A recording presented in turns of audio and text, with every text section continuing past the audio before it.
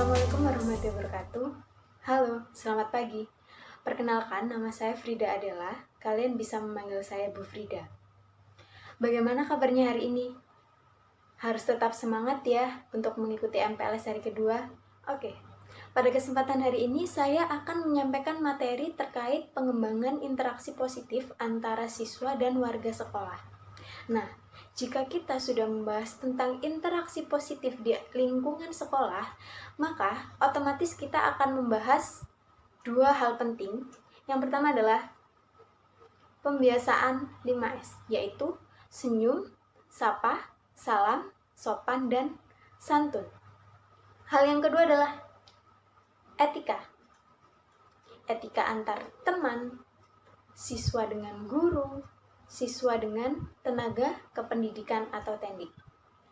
Kita akan bahas terkait 5S terlebih dahulu. Simak video berikut ya. Pembiasaan 5S. S yang pertama adalah salam. Dalam Kamus Besar Bahasa Indonesia, salam memiliki arti pernyataan hormat. Pernyataan hormat sendiri artinya sikap kita dalam menghormati orang lain. Contohnya adalah menyebutkan Assalamualaikum untuk orang beragama Islam, atau bisa menggunakan selamat pagi, selamat siang, selamat sore, atau selamat malam. Dan biasanya dilakukan ketika tutor hendak memulai pembelajaran atau ketika siswa memasuki kelas. Untuk S yang kedua adalah senyum. Senyum merupakan gerak tawa ekspresif yang tidak bersuara untuk menunjukkan rasa senang atau rasa gembira. Senyum dilakukan ketika berpapasan dengan warga sekolah yang lain. S yang ketiga adalah sapa. Sapa merupakan perkataan untuk menegur atau mengajak seseorang untuk berbicara. Selanjutnya, S yang keempat adalah sopan.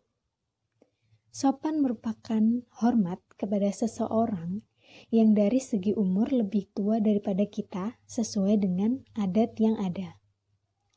Contohnya adalah menjaga sikap ketika berinteraksi dengan tutor atau tendik. S yang kelima adalah santun.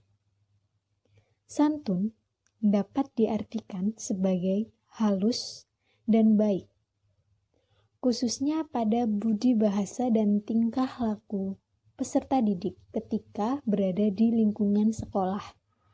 Bagaimana? Sudah mengerti kan terkait 5S? Saya pikir sedikit banyak kalian sudah mengetahui karena saya yakin kalian juga sudah menerapkan hal itu di dalam lingkungan keluarga atau lingkungan pergaulan. Nah, ketika tadi kita sudah bahas tentang 5S, selanjutnya yang perlu kita bahas adalah terkait etika. Ketika kita berada di suatu lingkungan, tata krama dan sopan santun adalah hal yang penting yang harus kita jaga agar kita nantinya dapat diterima di lingkungan tersebut, khususnya lingkungan sekolah. Nah, jika muncul pertanyaan, kenapa sih Bu etika itu penting? Kenapa sih sopan santun itu penting? Nah, begini anak-anak.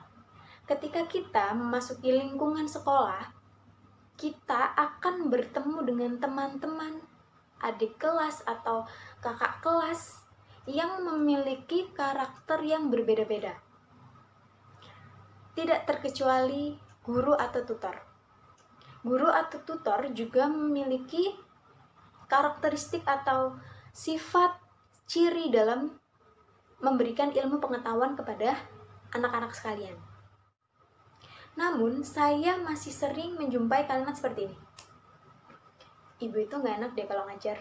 Atau, enakan ibu yang itu deh daripada ibu itu. Atau, Pak, saya gak suka cara mengajar Bapak.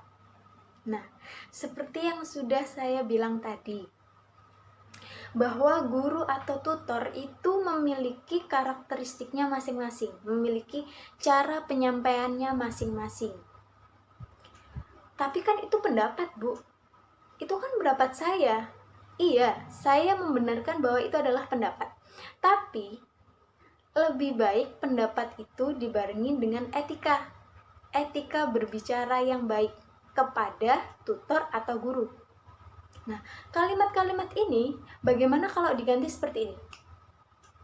Pak, saya kurang suka metode ini. Gimana kalau kita melakukan metode yang lain? Atau seperti ini. Pak, sudah cukup teorinya. Saya pusing, gimana kalau langsung praktek saja? Itu akan jadi hal yang menyenangkan. Nah, berbeda kan? Cara penyampaiannya berbeda kan? Nggak langsung, oh ini guru nggak enak, oh itu gurunya metodenya nggak enak. Tidak seperti itu ya anak-anak ya. Jadi harus menggunakan etika yang baik. Mengkritik boleh, asal harus ada saran. Bisa dimengerti ya?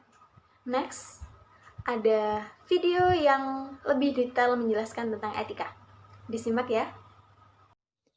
Pengenalan etika pergaulan. Yuk disimak penjelasannya.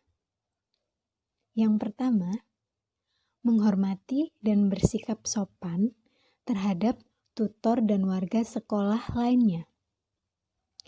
Yang kedua, ketika kita berada di lingkungan sekolah, sudah sepatutnya untuk setiap warga sekolah mentaati peraturan sekolah yang telah dibuat.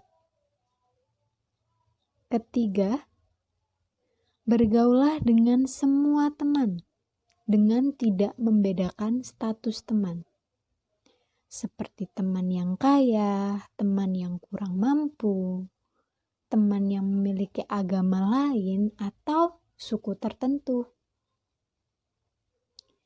Keempat, sebagai pelajar yang baik, sudah diharuskan untuk selalu semangat dalam menuntut ilmu. Selanjutnya, jadikan teman sebagai mitra kita dalam menuntut ilmu. Bekerja sama dalam kebaikan serta bersemangat dalam mencapai prestasi. Kemudian, hindari sikap sombong dan merasa kalian paling benar di antara teman-teman yang lain. Bersikaplah rendah hati agar dipercaya oleh teman serta tutor kalian. Selanjutnya adalah apabila terjadi perdebatan dengan teman, jangan kalian ingin menang sendiri. Hargai setiap pendapat yang orang lain miliki. Hal ini bisa berlaku ketika nanti ada tugas kerja kelompok. Kemudian harus peduli dan berani membela teman yang sedang kesusahan, kesulitan, atau tertindas oleh teman lain. Next, sebagai siswa, kita tidak hanya dituntut pandai akademis saja, namun juga mampu membina hubungan harmonis dengan teman, entah itu teman kelas, kakak kelas, ataupun adik kelas. Pun sama halnya dengan tutor dan tendik yang ada. Selanjutnya harus mampu menempatkan diri dan menyesuaikan gaya komunikasi sesuai dengan karakteristik lawan bicara. Selanjutnya harus sudah bersikap dewasa dan tidak kekanak-kanakan. Ingat, kalian bukan lagi anak SD atau SMP, melainkan SMA. Terakhir adalah tidak mudah emosi atau emosional, karena semua masalah bisa diselesaikan secara baik-baik. Entah itu masalah dengan teman, ataupun dengan tutor, ataupun dengan tendik dan warga sekolah yang lain. Ini adalah suasana sekolah sebelum pandemi. Interaksi antara peserta didik dan tutor masih berlangsung. Pembelajaran tatap muka masih bisa dilaksanakan. Kemudian praktek vokasi juga masih bisa dijalankan. Namun, akibat pandemi COVID-19, pembelajaran tatap muka sementara ditiadakan. Sekolah menjadi sepi, ruang kelas kosong, praktek vokasi juga dihentikan sementara, interaksi antar warga sekolah menjadi berkurang, bahkan ada yang belum bertemu secara tatap muka sampai sekarang. Tapi, yang perlu digarisbawahi pada masa ini adalah jarak bukan halangan untuk berinteraksi.